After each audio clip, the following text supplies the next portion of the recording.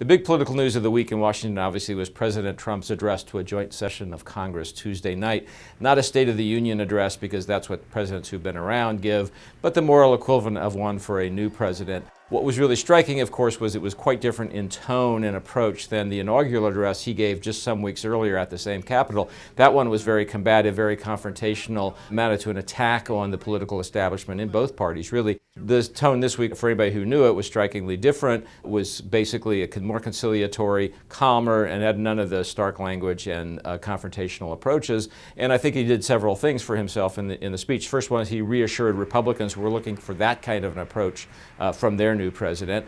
And he got a lot of praise from pundits outside who hadn't been all that kind to him recently. And he created some context for the Trump agenda. He essentially said, my job is to look out for Americans first, as a way of explaining his approach to trade and his nationalistic approach to economics, even his approach to immigration, while also reassuring allies by saying some reassuring things about the NATO alliance. We strongly support NATO, an alliance forged through the bonds of 2 world wars that dethroned fascism.